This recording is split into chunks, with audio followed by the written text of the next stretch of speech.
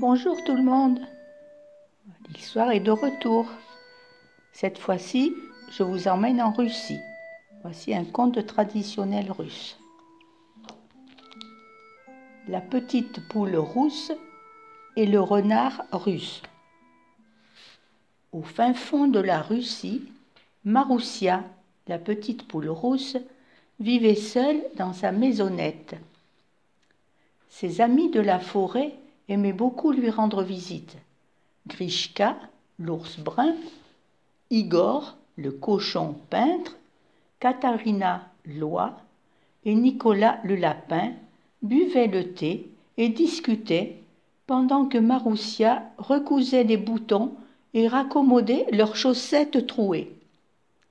Grâce à la petite poule la plus gentille du pays, il n'avait jamais froid aux pattes. Dans la poche de son tablier, Maroussia conservait toujours une aiguille à coudre, une bobine de fil et une paire de ciseaux.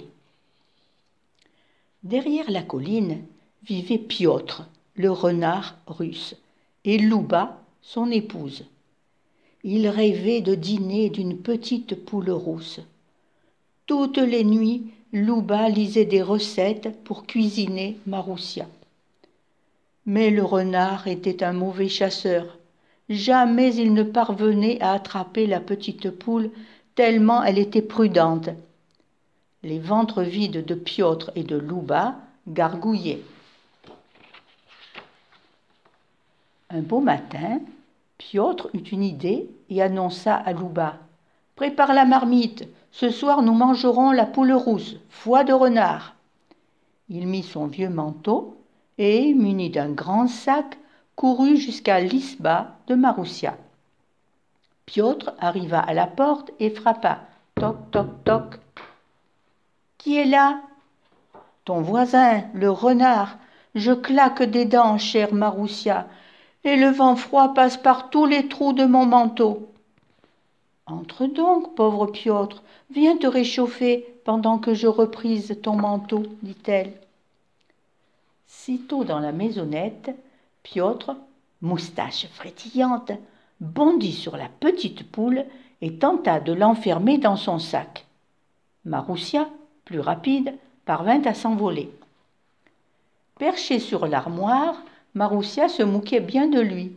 « Tu ne m'as pas encore attrapé, vieux renard plein de puces !»« C'est ce que nous allons voir, » ricanait Piotr en se léchant les babines. Et il se mit à tourner, tourner, tourner comme une toupie, de plus en plus vite, si bien que la petite poule devint tout étourdie. Elle perdit l'équilibre et tomba dans le grand sac du renard russe. Piotr referma vite le sac, le jeta sur son épaule et rentra chez lui. Il se réjouissait déjà du festin à venir et avançait d'un bon pas. Mais la route était longue à travers la forêt et un vent glacé fouettait son museau. Soudain, une bourrasque emporta au loin le chapeau de Piotr. « Sans ma toque de fourrure, mes oreilles vont geler, » dit-il. Alors Piotr posa son sac et courut récupérer son précieux chapeau. Sitôt seule, la petite poule rousse chercha les ciseaux dans la poche de son tablier. Et savez-vous ce qu'elle fit ? Clic, clac, elle découpa le sac et, clic, clac, sortit sur la pointe des pattes. Avisant une grosse pierre, Maroussia la fit rouler jusqu'au sac qu'elle recousit ensuite minutieusement. Puis elle se sauva vite, vite, vite jusqu'à sa maisonnette. Lorsque Piotr revint, sa toque enfoncée sur la tête, il reprit son sac et poursuivit sa route. Évidemment, il ne se doutait de rien. « Miam, miam, nous allons nous régaler. Mais quelle est lourde cette poulette !» Il arriva enfin chez lui, très fatigué et affamé. L'eau bouillait déjà dans la marmite de la cuisine. Piotr défit le cordon du sac. « Attention, il ne faut pas que la poule s'échappe !» s'écria Louba. Le renard vida alors le sac au-dessus de l'eau bouillante, sans même regarder. Et plouf, La grosse pierre tomba dans la marmite. Patatras! La marmite se renversa avec fracas.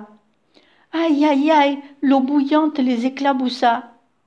Ouïe, ouïe, ouïe! Piotr et Louba se mirent à danser. Prenant leurs pattes à leur cou, ils se sauvèrent en criant. Les oreilles basses, les deux renards s'enfoncèrent dans la forêt et disparurent à tout jamais. Maroussia retrouva son logis et ses amis. Grishka l'ours brun, Igor le cochon peintre, Katharina l'oie et Nicolas le lapin buvaient le thé et discutaient pendant qu'elles recousaient les boutons et raccommodaient leurs chaussettes trouées. Tous pensaient que Maroussia, la petite poule la plus courageuse du pays, avait eu chaud aux pattes. Dans la poche de son tablier, Maroussia garde toujours une aiguille à coudre, une bobine de fil et une paire de ciseaux. On ne sait jamais. Et voilà comment se termine l'histoire de la petite poule, non seulement très gentille, mais aussi très maligne. Je vous souhaite une bonne fin de journée et vous dis à bientôt.